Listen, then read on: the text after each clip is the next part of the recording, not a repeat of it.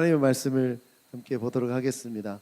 하나님의 말씀 요한계시록 3장 14절부터 22절까지 말씀인데요. 오늘 낭독은 송준호 형제님께서 낭독해 주심으로 함께 교독하겠습니다. 라오디게아 교회의 심부름꾼에게 이렇게 써 보내어라. 아멘이신 분이시요 신실하시고 참되신 증인이시요 하나님의 창조의 처음이신 분이 말씀하신다. 나는 내 행위를 안다. 너는 차지도 않고 뜨겁지도 않다. 내가 차든지 뜨겁든지 하면 좋겠다. 내가 이렇게 미지근하여 뜨겁지도 않고 차지도 않으니 나는 너를 내 입에서 뱉어 버리겠다. 너는 풍족하여 부족한 것이 조금도 없다고 하지만 실상 너는 내가 비참하고 불쌍하고 가난하고 눈이 멀고 벌거벗은 것을 알지 못한다. 그러므로 나는 내게 권한다. 내가 부유하게 되려거든 불에 정련한 금을 내게서 사고 내 벌거벗은 수치를 가려서 드러내지 않으려거든 흰 옷을 사서 입고 내 눈이 밝아지려거든 안약을 사서 눈에 발라라. 나는 내가 사랑하는 사람은 누구든지 책망도 하고 징계도 한다. 그러므로 너는 열심을 내어 노력하고 회개하여라. 보아라, 내가 문 밖에 서서 문을 두드리고 있다. 누구든지 내 음성을 듣고 문을 열면 나는 그에게로 들어가서 그와 함께 먹고 그는 나와 함께 먹을 것이다. 이기는 사람은 내가 이긴 뒤에 내 아버지와 함께 아버지의 보좌에 앉은 것과 같이 나와 함께 내 보좌에 앉게 하여 주겠다. 같이 읽겠습니다. 귀가 있는 사람은 성령이 교회들에 하시는 말씀을 들어라. 아멘. 하나님께서 바라시는 교회라는 주제를 가지고 하나님의 말씀을 나누고 있습니다. 오늘은 마지막 7번째 교회, 라오디게아 교회입니다. 이 라오디게아 교회의 특징이 있어요. 라오디게아 교회의 특징은 다른 교회들과 달리 칭찬이 없다라는 것입니다. 칭찬만 있는 교회는 있었는데 사실 책망만 있는 교회는 없었어요. 근데 라오디게아 교회는 전부가 다 책망의 말씀들입니다. 어떻게 이렇게 책망만 받을 수 있었을까 그런 생각이 들어요. 다른 교회는 그래도 칭찬받았던 분이 있었는데 어떻게 이렇게 책망만 받았을까? 이 생각을 하는데 본문 말씀 중에 아주 중요한 말씀을 발견했어요. 예수님께서 책망하시는 이유입니다. 함께 19절 말씀 읽어보도록 하겠습니다. 19절 시작. 나는 내가 사랑하는 사람은 누구든지 책망도 하고 징계도 한다. 그러므로 너는 열심을 내어 노력하고 회개하여라. 책망만 가득하지만 예수님께서 라오디게아 교회를 책망하시는 이유가 나와 있습니다. 그 이유가 뭡니까? 사랑하기 때문에. 라오디게아 교회를 사랑하기 때문에 책망하고 계세요. 여러분, 우리는 반드시 기억해야 됩니다. 하나님은 사랑이시다. 이것을 놓치면 아주 위험합니다.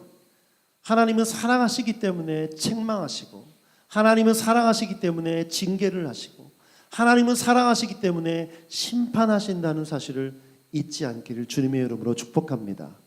그래서 요한일서 4장 말씀을 보면 16절 말씀에 이런 말씀이 있어요. 같이 한번 읽어보죠. 시작.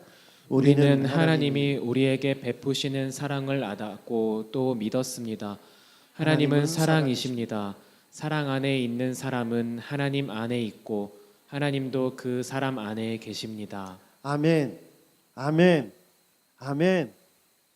하나님이 사랑이시라는 이 백그라운드 없이 하나님의 공의, 하나님의 심판, 징계, 책망을 얘기하면 아주 위험하게 됩니다. 이것은 바리새인과 똑같이 되는 거예요. 하나님은 우리를 사랑하세요. 그 사랑 안에서 하나님의 징계, 하나님의 책망을 듣고 있는 것입니다. 그러므로 라오디게아 교회가 정말 안타깝고 불쌍하게 느껴지지만 사실 한편으로는 사랑받는 교회인 줄 믿습니다. 그렇기 때문에 그 사랑의 메시지를 들어야 하는 것이죠. 그러면 동일하게 우리가 교회로 모였고 우리가 하나님이 바라시는 교회가 되기 원한다면 오늘 이 책망의 말씀을 우리의 말씀으로 받아야 됩니다. 오늘 우리는 어떻게 해야 할까요?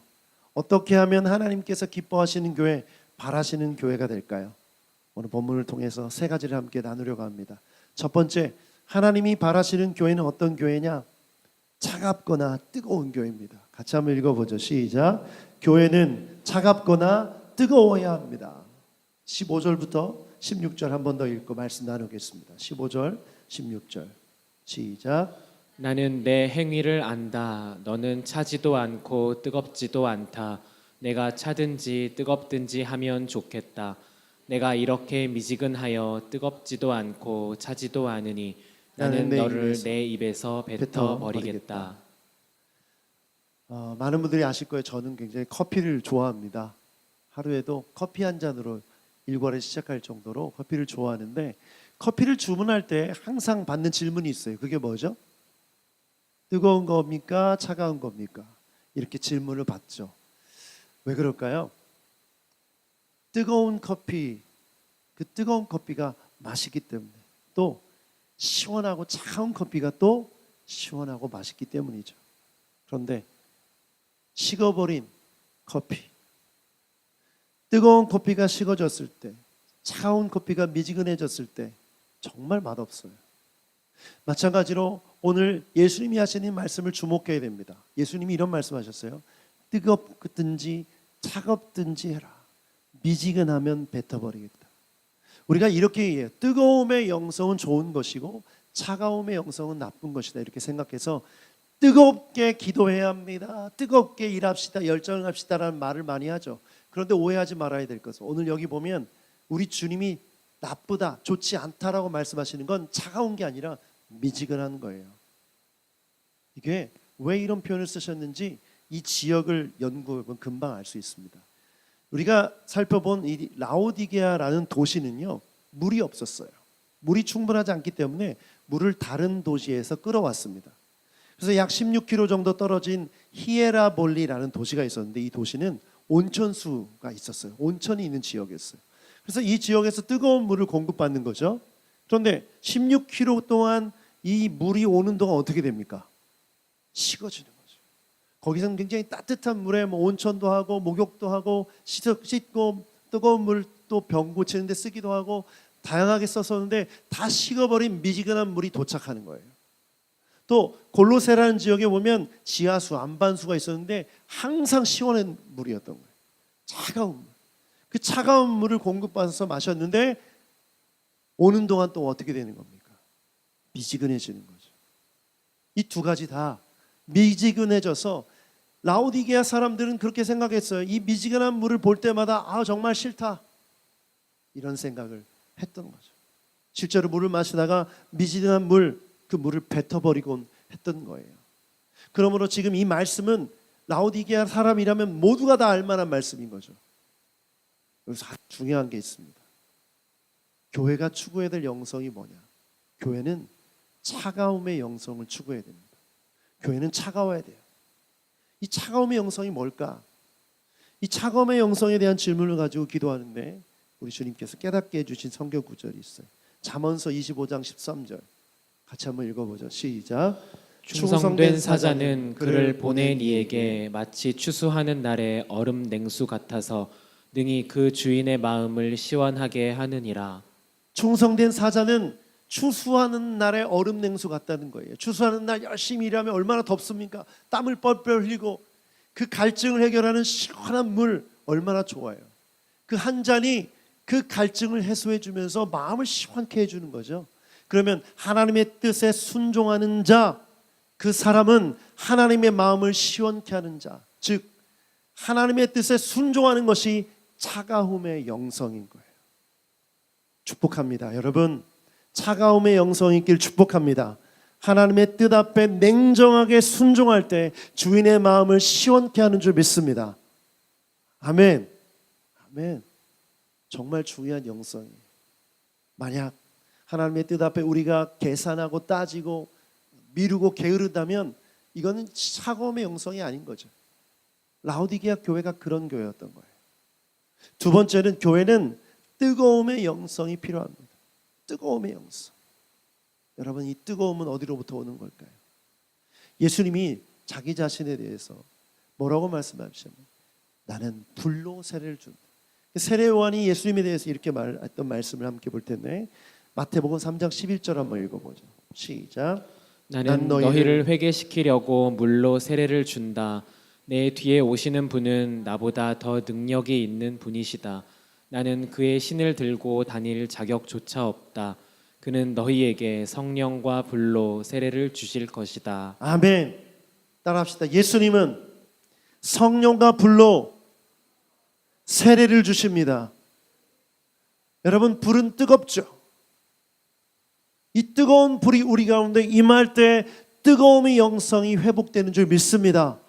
예수님이 우리 가운데 계실 때 우리가 뜨거움의 영성이 회복되는 줄 믿습니다. 마음이 뜨거워지는 거예요. 열정이 생기는 것이죠. 열심이 생기는 거예요. 안주하거나 타협하지 않습니다. 왜냐하면 예수님은 성령으로 세례를 주시는 분, 불로 세례를 주시는 분이시기 때문인 줄 믿습니다. 그러므로 뜨거움의 영성을 우리가 갖는 게 중요해요. 이걸 가져야 됩니다.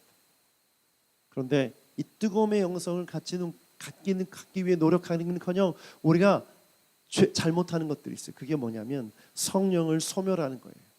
데살로니가전서 5장 19절 말씀을 같이 한번 읽어보죠. 시작. 성령을 소멸하지 마십시오. 아주 간단한 말이에요. 그런데 성령이 뜨거운 성령의 불이 임했는데 그걸 끄고 있다는 거예요. 그래서 데살로니가전서 5장 19절을 쉬운 말 성경으로 이렇게 번역하고 있어요. 5장 19절 쉬운 말 성경 시작. 성령의 불을 끄지 마십시오. 성령의 불을 끄고 다니는 거예요.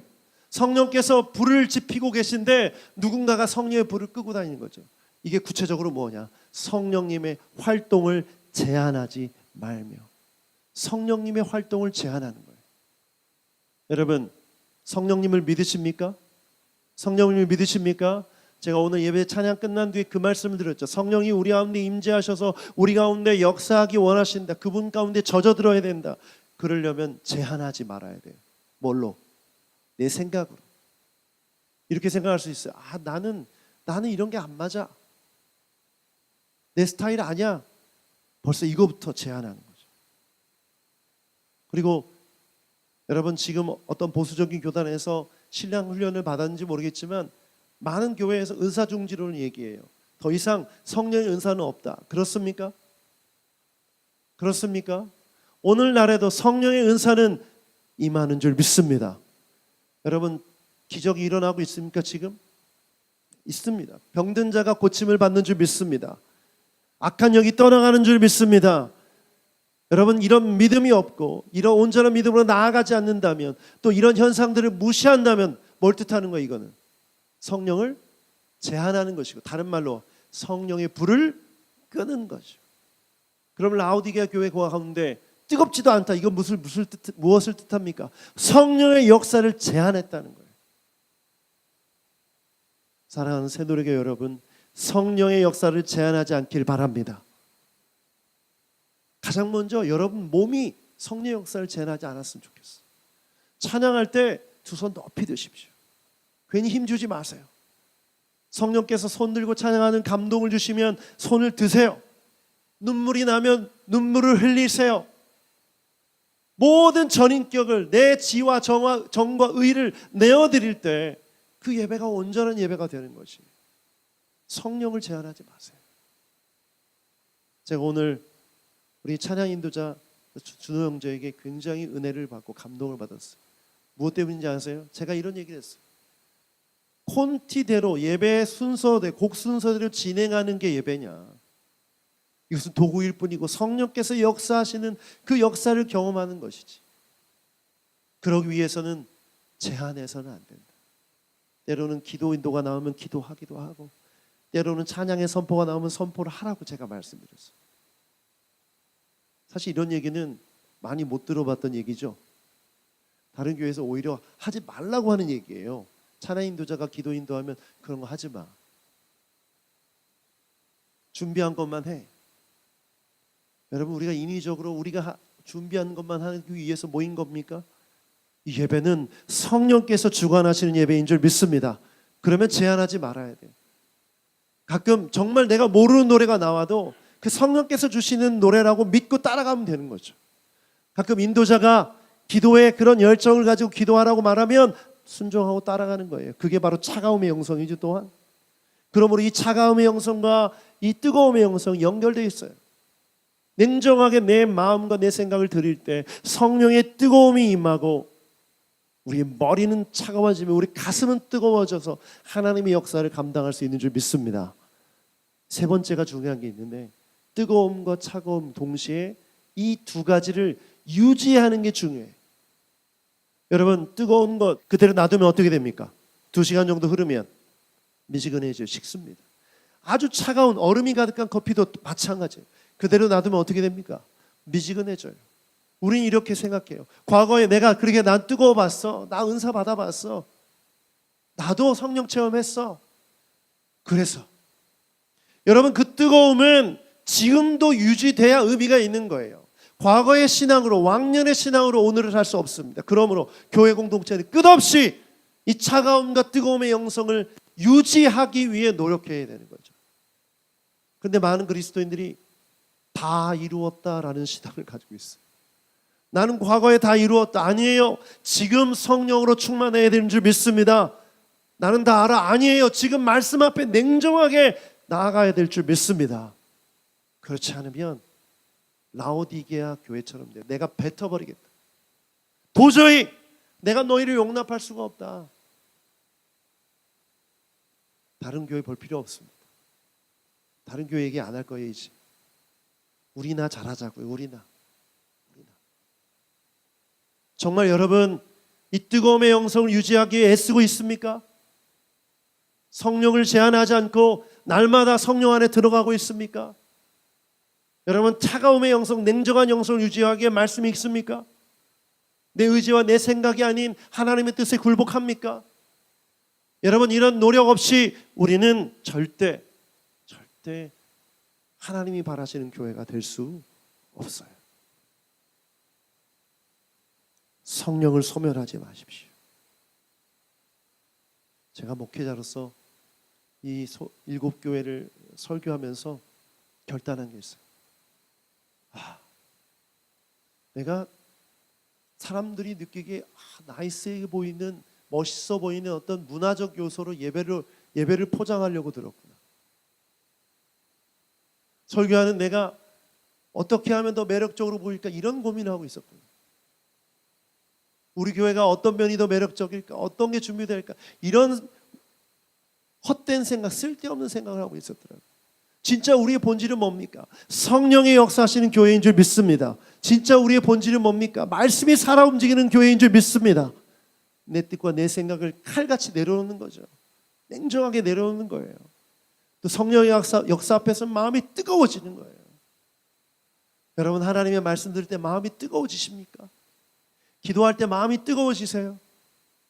여러분, 그걸 잃어버렸다면 라오디게아 교회가 된 거예요. 라오디게아 교회처럼 된 거죠. 우리 교회는 이 차가운 영성을 회복하고 뜨거운 영성을 회복하는 교회가 되길 축복합니다. 그래서 여러분, 기도할 때 뜨겁게 기도하세요. 옆에 사람 기도 듣기 싫으면 큰 목소리로 기도해 보세요. 그러면 그 기도에 집중하게 되고 어느새 내가 성령 안에 들어가게 됩니다. 묵상기도, 조용히 하는 기도는 골방에서 하세요. 함께 모여서 기도할 때 뜨겁게 기도했으면 좋겠어요. 여러분, 성경 통독하시는 분들 계시죠? 냉정해지셔야 돼요. 솔직하게 냉정하게 생각해 보자고요. 하루에 1시간 하나님의 말씀 앞에 나아가는 시간 낼 수 있습니까? 없습니까? 아무리 바쁜 사람도 낼 수 있습니다. 마음만 먹으면 못할 일이 뭐가 있어요? 다 타협하고 게으르고 미루는 것이죠. 여러분, 축복합니다. 하나님이 바라시는 냉정하고 차갑고 뜨거운 교회가 되길 주님의 이름으로 축복합니다. 두 번째 메시지 읽어보죠. 교회는 자신의 실상을 볼 수 있어야 됩니다. 17절 먼저 읽어보겠습니다. 17절 시작. 너는 풍족하여 부족한 것이 조금도 없다고 하지만 실상 너는 내가 비참하고 불쌍하고 가난하고 눈이 멀고 벌거벗은 것을 알지 못한다. 라오디게아라는 도시가 어떤 도시길래 이런 말을 할까? 풍족하고 부족한 것이 조금도 없다. 이 라오디게아라는 도시를 제가 연구해 보니까요, 뭐가 발달되냐면 4가지가 발달됐어요. 금융, 무역, 직조, 제약기술. 자, 금융, 무역, 직조, 천을 만드는 거죠. 그 다음에 제약기술. 자, 금융과 무역이 발달됐는데 뭐도 있어요? 생산기술이 있어요. 그럼 뭘 뜻하죠? 이거는 도시 자체가 정말 이 산업화의 어떤 첨단을 다 걷고 있는 거예요. 이때 당시의 도시 수준으로 봤을 때는 한 도시 안에 이걸 다 감당하고 있다는 깜짝 놀랄 일이죠. 그렇지 않아요, 여러분? 그러면 많은 돈이, 많은 부가 어디로 모인 거예요? 일로 모인 거죠. 생각해 보시죠. 자본을 가지고 기술을 가지고 있어요. 그래서 공장을 만들어서 제품을 만들어서 팔아요. 그러면 이때 당시에 물물교환이라든가 이런 이 경제 시스템에서 한 단계 높은 차원의 경제를 갖게 된 거예요. 많은 돈을 가졌죠. 정말 작은 도시였는데 굉장히 부유한 도시였던 거예요. 그러니 당연히 라오디게아 교인들은 어땠을까요? 그들도 부자였던 거예요. 그래서 부자여서 그때 당시 아주 좋은 검은색 양모로 된 옷을 입고 다녔어요. 굉장히 비싼 옷. 그리고 아주 윤택하고 풍부하게 살았어요. 그런데 우리 주님이 뭐라고 말씀하십니까? 너희 실상은 비참하고 불쌍하고 가난하고 눈이 멀고 벌거벗은 것을 알지 못한다. 이런 생각이 들어요. 나 같으면 아니 주님, 내가 입은 옷이 얼마짜린데, 이런 옷이 옷장에도 몇 개가 있는데, 내가 산 집이 얼마짜린데, 내가 가지고 있는 재산이 얼마인데, 내가 가지고 있는 기술이 얼마인데, 내가 무슨 비참하고 가난하고 헐벗었습니까? 이런 질문을 되려 할 수 있겠죠. 그런데 여러분, 그들의 실상은 그렇지 못했어요. 왜 그럴까요? 여러분, 그들의 돈이 문제였을까요? 그들의 기술이 문제였을까요? 여러분, 그들이 가진 것이 문제가 아니었어요. 그들이 가지지 못한 것이 문제였죠. 그들이 가지고 있지 못했던 건 뭐죠? 바로 뜨거운 영성, 그리고 차가운 영성. 하나님의 성령 앞에 뜨거운 열정으로 나아가는 그 뜨거움이 없고, 말씀 앞에 냉정하게 순종하는 차가움이 없었기 때문에 그들은 자기의 실상을 보지 못하는 거예요. 비싼 옷을 입으면 복받은 삶인 줄 아는 거죠. 좋은 집에서 살면 하나님의 축복을 받은 사람이라고 생각해요. 여러분, 그렇지 않습니다. 실상은 그렇지 않아요. 좋은 예가 다윗이에요. 여러분, 다윗이 어떤 사람이었죠? 목동 출신이죠. 그런데 왕이 됐습니다. 목동 시절 한번 생각해 보세요. 그가 입은 옷이 어떤 옷이었을까요? 여러분, 우리가 목동하면 예수님이 푸른 초장에 그 어린 양을 안고 있는 그 성화를 떠올리는데요. 절대 그렇지 않습니다. 옷은 남루하고 찢어져 있고 더러워요. 그런데 그 옷을 입고 다윗은 뭘 합니까? 찬양을 해요. 창조주 하나님을 찬양하고 목자 되신 주님을 찬양하여 여호와는 내 목자시니 내게 부족함이 없습니다. 그는 자신이 남루한 옷을 입고 비참한 자였지만 하나님 앞에서 자기 정체성을 분명히 실상을 보고 있었던 사람이었어요. 그런데 그가 왕궁에서 모든 것을 누리고 좋은 옷을 입고 좋은 것을 먹고 모든 권력을 누리는 자리에 섰어요. 부족한 게 없어요. 모두가 부러워하는 자리예요. 근데 그때 그 자리에서 무슨 죄를 짓습니까? 밧세바를 범하게 되죠. 자신의 실상을 보지 못하는 거예요. 다 이루었다 이렇게 생각을 하는 것이죠. 그리고 그 죄를 짓고 아무렇지도 않게 살아가고 있습니다. 그때 하나님께서 나단을 보내세요. 선지자를 보내서 네 죄를 네가 알렸다. 그 죄를 지적하세요. 51편 10절부터 11절 말씀. 51편 11절부터 11절 시작. 하나님, 내 속에 깨끗한 마음을 창조하여 주시고 내 속을 견고한 심령으로 새롭게 하여 주십시오. 주님 앞에서 나를 쫓아내지 마시며 주님의 성령을 나에게서 거두어 가지 말아 주십시오. 화려한 옷으로 덮고 있었지만 그 속에는 더러운 마음이 있었어요. 그래서 회개하면서 옷을 찢으면서 다윗이 이런 말을 하는 거예요. 주님, 내 속의 심령을 깨끗한 마음을 창조해 주십시오. 화려한 옷, 깨끗한 옷을 입었지만 이 속은 너무나 더럽습니다. 새롭게 해 주십시오. 자신의 실상을 본 거예요. 나단을 통해서. 그리고 11절에 이렇게 말합니다. 주님 앞에서 나를 쫓아내지 마시고 성령님을 나에게 거두지 말아 주십시오. 나 죽습니다. 여러분, 이 다윗의 절규를 기억하십시오.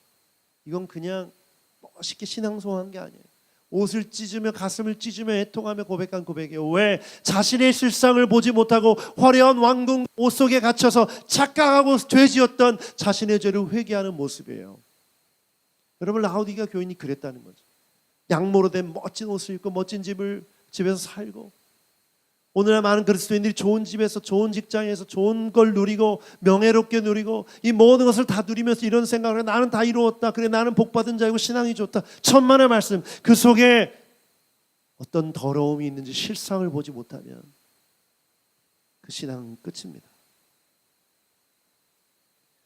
우리 그리스도인들은 보이는 것만을 보는 자가 아니라 보이지 않는 것을 볼 수 있는 자여야 되는 줄 믿습니다. 그러므로 다른 사람들이 누리는 거 부려할 필요가 없어요. 다른 사람 볼 필요가 없어요. 나 자신을 봐야 되는 거죠. 내가 지금 무엇을 위해 살고 있는가? 내 속에는 무엇이 있는가? 내 실존과 내 실상을 보지 못하면 우리는 정말 위험한 사람들입니다. 껍데기 보지 마세요. 저는 대형교회 부목사로서 10년을 목회했습니다. 처음엔 굉장히 겸손했어요. 전도사로 갔으니 모든 게 다 부족하고 연약하죠. 그런데 어느 순간 그런 생각이 드는 거예요. 사람들이 만나자고 하고 밥도 사주고 기도해달라고 그러고 설교하면 막 칭찬해주고 여기서 불러주고 저기서 불러주고 막 전국에서 막 강의하러 다니고, 어느 순간 제가 뭔가 된 것 같더라고요.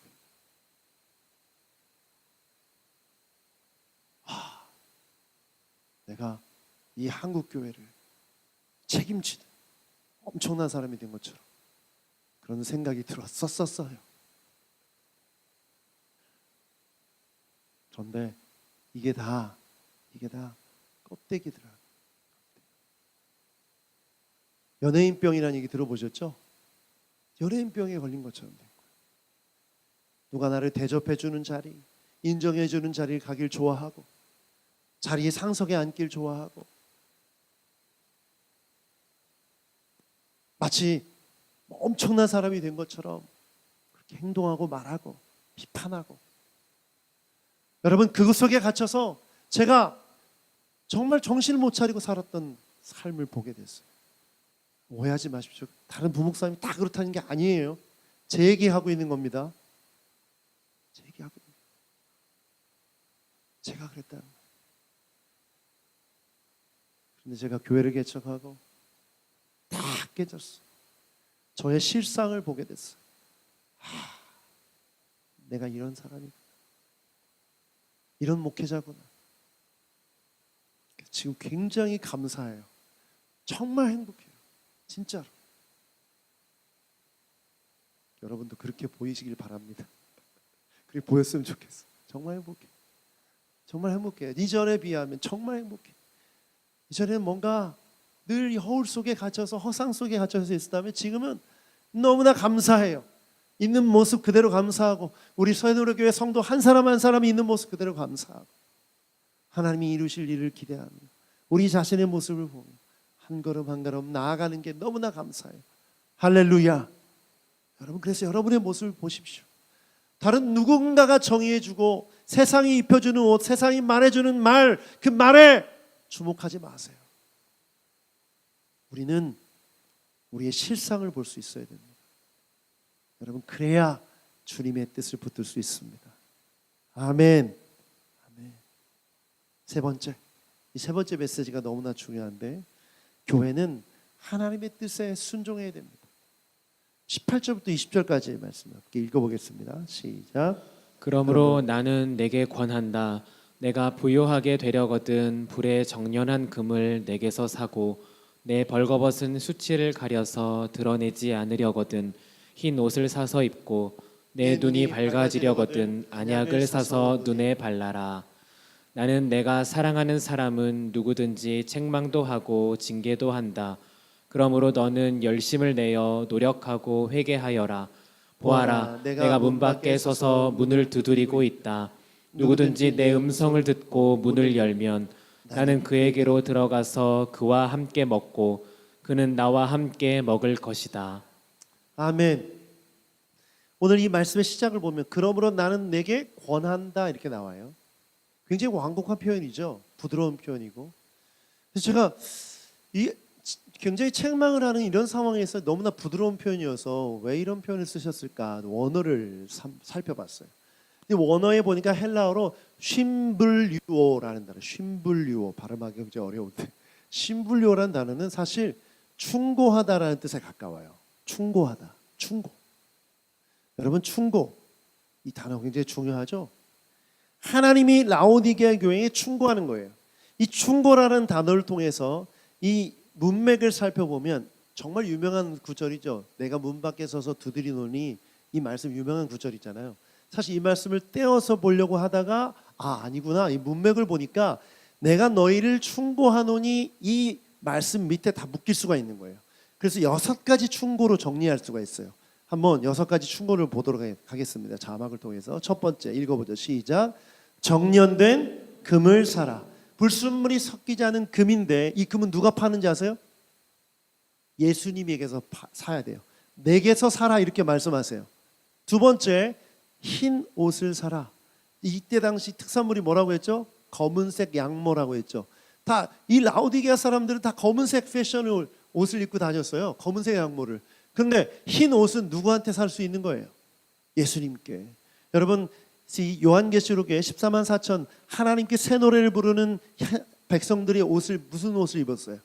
흰 옷. 흰 옷은 누구를 통해서 얻은 옷이죠? 예수 그리스도. 예수 그리스도의 피에 그 옷을 빤 자들. 그래서 희게 된 거죠. 그러므로 예수님을 통해서 흰 옷을 얻을 수가 있어요. 세 번째, 안약에 눈을 발라라. 여러분 소경을 고쳐주신 예수님 기억하시죠? 눈 먼 자가 눈 못 보던 자가 눈을 뜨게 되는 사건이 예수님이 일으키신 기적이에요. 그러면 1번부터 3번까지는 예수님의 충고인데 어떤 충고냐? 예수님을 통해서 주님을 통해서 정금같이 순전하게 되고 흰 옷을 입고 깨끗하게 정결하게 되고 눈을 떠서 너의 실상을 봐라. 따라합시다. 예수님만이 우리의 전부입니다. 교회는 예수님만을 얘기하는 곳이에요. 예수님 없이는 안 됩니다. 여러분 예수님을 바라볼 때 정금과 같이 나오게 될 줄 믿습니다. 그 정금은 예수님을 통해서만 얻을 수 있어요. 예수님께 나아갈 때 흰 옷을 입게 될 줄 믿습니다. 예수님께 나아갈 때 눈먼 우리의 눈이 뜨게 될 줄 믿습니다. 1, 2, 3번은 예수님을 통해서. 그 다음부터 4번부터 5번, 6번은 이제 우리가 해야 될 일이에요. 우리가 해야 될 일. 아까 차가움의 영성 얘기했죠? 냉정하게 이제부터 순종해야 될 거예요. 첫 번째, 열심을 내어 노력하라. 여러분 열심이 필요합니다. 열심을 내십시오. 지금 이만하면 됐어 만족해하지 마시고 성경 한 장 읽던 분들은 2장 읽고 기도 1시간 하던 분들은 1시간 10분 하고 이렇게 시간을 늘려가는 거예요. 목사님 먹고 살기도 바쁜데 무슨 그런 말씀을. 여러분 먹고 사는 게 인생의 목적이에요? 정말 진지하게 한번 물어보죠. 먹고 사는 거 우리 인생의 목적 맞습니까? 절대 그렇지 않습니다. 우리는 하나님의 뜻대로 하나님의 뜻을 이루기 위해 사는 사람들을 믿습니다. 여러분 이런 고민, 이런 노력, 애씀 없이는 절대 주님의 뜻을 이룰 수가 없어요. 5번째, 회개해야 됩니다. 여러분 우리는 끊임없이 죄 가운데 살아가고 있어요. 죄의 유혹을 받고 죄를 지어요. 그렇기 때문에 날마다 회개해야 됩니다. 예수 그리스도의 이름을 의지하고. 6번째가 중요한데 6번째, 문을 열어야 됩니다. 제가 이 말씀을 묵상하다가 충격을 받았어요. 지금 예수님이 라오디게아 교회 예배당 문 밖에 서 계신 거예요. 예수님이 교회 안에 계신 거예요, 안 계신 거예요? 안 계신 거예요. 지금 우리 교회 가운데 예수님이 계셔야 되는데 저 문 밖에서 계속 두드리고 계세요. 우리들끼리 모여서 뭐 얘기도 하고 즐겁게 놀기도 하고 음식도 먹고 교제도 하고 하는데 예수님이 안 계셔. 악기도 연주하고 노래도 부르고 설교도 하고 하는데 예수님이 안 계셔. 이럴 수 있다는 거예요. 여러분 충격 받으셔야 돼요. 정말 충격 받으셔야 돼요. 라오디게아 교회가 정말 심각한 교회였구나. 그래서 예수님이 지금 내가 이제 너희들 문을 안 열어서 난 돌아가겠다가 아니라 계속 지금도 뭐 하고 계신다? 문을 두드리고 계신다. 문을 열어라. 문을 열어라. 여러분 한번 보신 적이 있을 거예요. 윌리엄 홀먼 헌트의 등불을 든 그리스도라는 그림. 그 그림 아세요? 예수님이 등불을 들고 있는데 문 앞에 서 계시죠? 그런데 그 문에 뭐가 없어요? 손잡이가 없어요. 예수님이 열고 들어오실 수가 없어요. 안에서만 열 수 있는 것이죠. 라오디게아 교인들은 열지 않았던 거예요. 교회로 모였음에도 불구하고 예수님께 문을 열어드리지 않은 교회. 너무 충격을 받았어요. 우리가 떡을 떼고 즐거운 노래를 부르고 모임을 하고 뭐 대화를 나누고 다 좋아요. 그런데 그 안에 예수님이 안 계신다면 아주 심각한 얘기입니다. 우리가 예배를 드리는데 그 가운데 예수님이 안 계신다. 아주 심각한 얘기. 그래서 지금 문을 열라. 예레미야서 26장 2절부터 3절 말씀 읽어보죠. 같이 한번 읽겠습니다. 시작.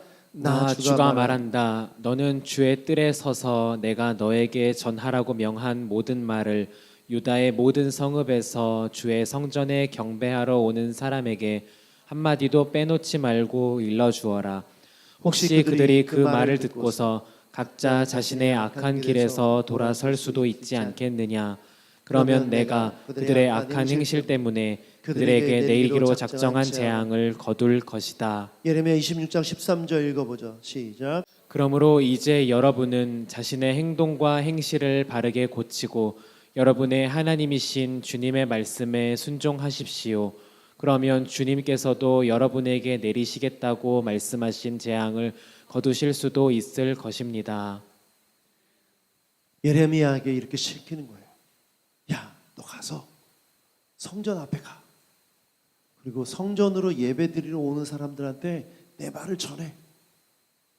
혹시 그들 중에는 내 말을 듣고 돌이킬 사람이 있을지도 몰라.